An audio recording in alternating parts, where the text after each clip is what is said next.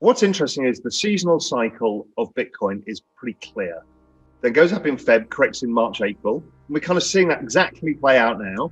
And then it explodes into June. I think it gets to 100,000. And then it corrects sideways.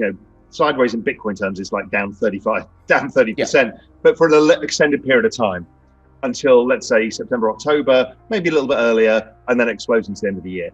What's interesting is this cycle also looks pretty much like the 2013 cycle. It's pretty close. It's actually pretty close.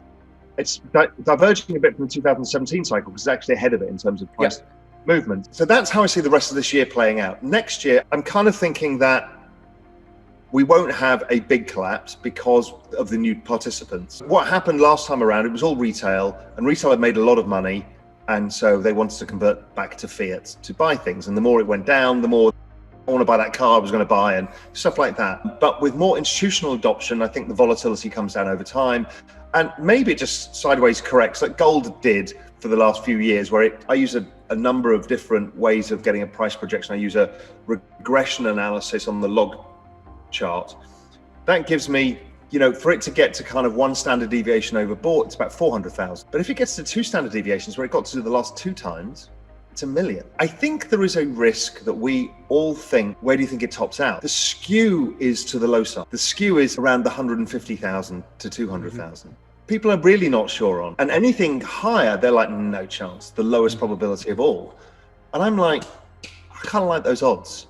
I kind of feel that we could have that shocking moment where a lot of people sell out at between 150 and 250 for these reasons. We've all kind of seen that, and we all think that could be the case. We could see an elongated cycle for the reasons that you said, because the institutions continue. You can just hold it. It depends what age and what you want to do with the money.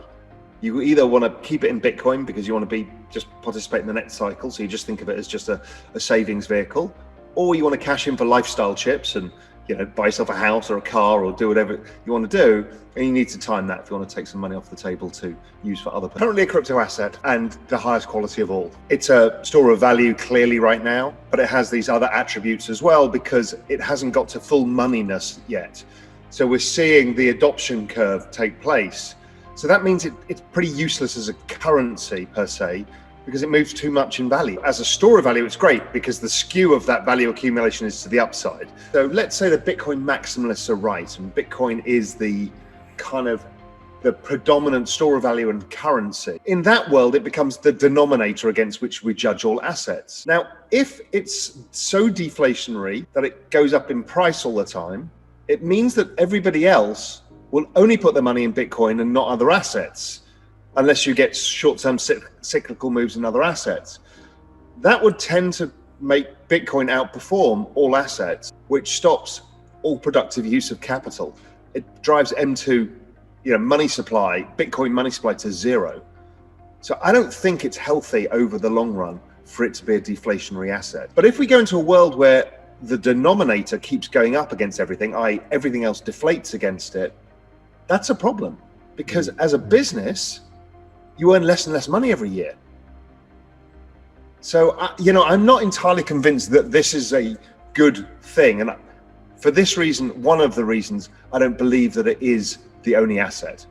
I think it is a pristine asset. It has attributes, but it won't be everything. Bitcoin is currently $1 trillion-ish, and the rest of the space is, call it $700 or $800 million. If I look at the equity space, or the fixed income space, or the credit space globally, they're all about 300 to 500 trillion. So if this is truly as disruptive as we think it is, which is the internet of value, then it's going to be worth something like that, if not more.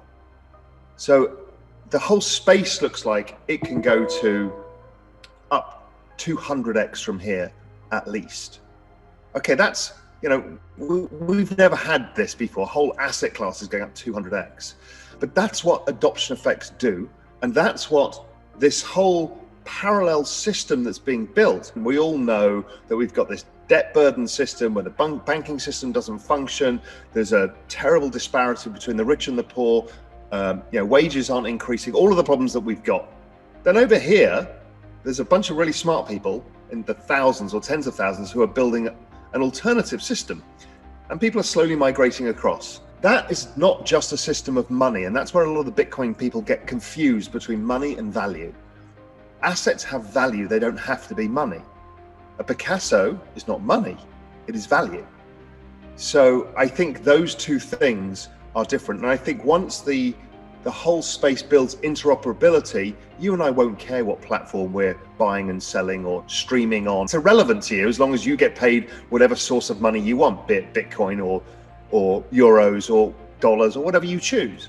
You know, it's that early stage that people are fighting over the wrong thing. Bitcoin's real value proposition is this store of value with limited supply that's kind of understandable. So we've heard the BIS and the IMF talk about the need for digital currencies. They've also talked about a new Bretton Woods moment. And what they've been talking about with that is the ability basically for everybody to print money at the same time in a unified agreement. Why? Because then you don't get one currency out of whack with the other. So you create less economic disturbance. Now, it's obviously that would be very powerful for Bitcoin and gold and some assets, probably equities. But what happens after that? What happens if they said, okay, we're going to create a global basket of currencies. And to be a member of this new world currency, your money supply can only increase by 2% a year or less. And it's rules defined. That makes that currency pretty interesting, right? Because it has some of the attributes of what cryptocurrencies introduce. It can be tokenized too.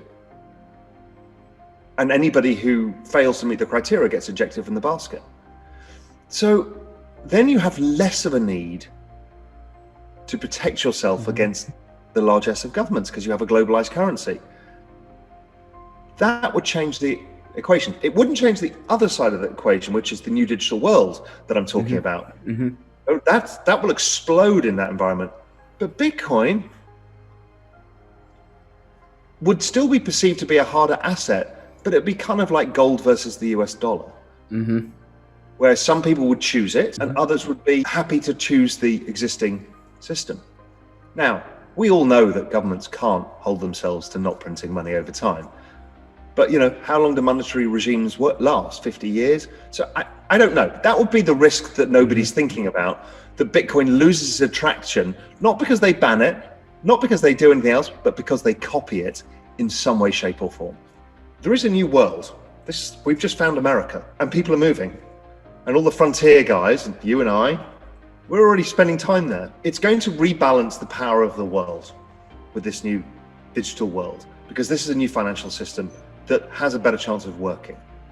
And it may continue to work for another 50 or 100 years, who knows? We're now backwards looking, and we're all looking at this world behind us that's crumbling. So what we've got coming in the next 10 years is probably the biggest thing we will ever see in terms of change.